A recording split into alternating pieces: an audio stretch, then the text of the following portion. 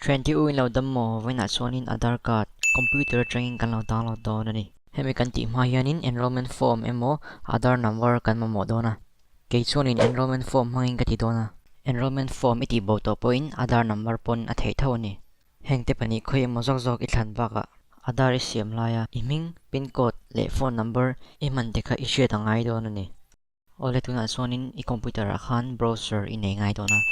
Kay sonin Chrome kamang do na mase ing browser po imang tefe kani. Kay sonin i-browser ju ihonga soan a search bar akanin Aadhar ti i-type do na ni. Enter imeta nga. Soanin a search result akan UIDAIT official website ti ka iluta nga. Website ada nga soan luloto ni. Asan su website chun kada soanin i-details personal information ti kan la ti kanin an til tinan til swal tinan tilo mang the chuwang sonin official website so ahen kaltur ni. Ti chuanin scroll thla nga download Aadhar ti akhanin lutur ni.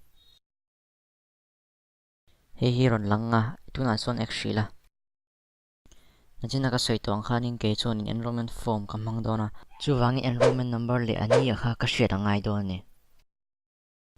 Ti chuan enrollment ID ti chu ka thanga.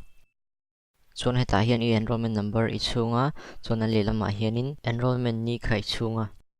Chuan anoy hian iming khane nga chuan adol le hianin i pin code khani do ni. Chuan headline number omte hi anoy a che hianin chule do na ni.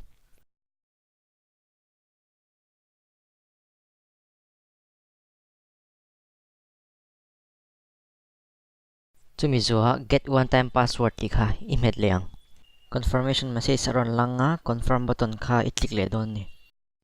Heta hin Aadhar i-register na number ka akhanin one time password code ka SMS niya ton don siya i-register na number akhan chu misim chu ima na ngay don ni ine ngay don chu ta code ron thleng chu enter OTP ti a hianin ichule don ni. Aron thleng lo ni chuanin resend one time password khai tenga.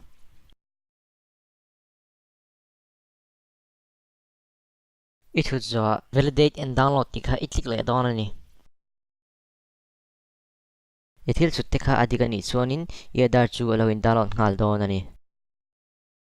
Amay ra siya computer IDM install na ni chuanin hemi error message hi idong nga. Hemi omna chan chu download hi IP address pakhat atangin void cutback request an phalaw wanga ni Aadhar server atangin. Chu wangin IDM ka kan block shi ngay do na. A extension emo a add-on sa ka kan disable ngay do ni. Chu Chrome a chuan headline kiltum asira hen o mga ikalanga chuanin more tools sa ikalanga. Chuan extension ti khay zong ngay ilutang nga chuanin IDM integration module ti ka i-untick do ni. Chuan ti kanin abul tangin i-fill up ang download hay to ang i-download hay ni chuan tu na mi hiti kher ngay lo ni. Chuanin i-download zo nuwa i-PDF reader tu tak khan hong la i-browser atang po khan hong thay to chuan password aron di lang se. Chumi password chu in zialu na minga letter masapali tele ipian kum ka ani chuan iming ka capital vector ni.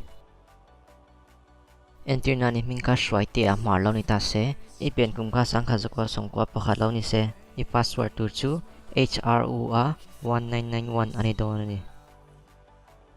I password chu ichulu le nga chuan enter emo submit ti ka iwatikang. Chuanin i-Aadhar card chu imut hei taw do ni. Tuna kan download hi PDF file niya dule i-print heya dule mi iwathon thei bok ni. Kha ni Aadhar card computer chong download dan chu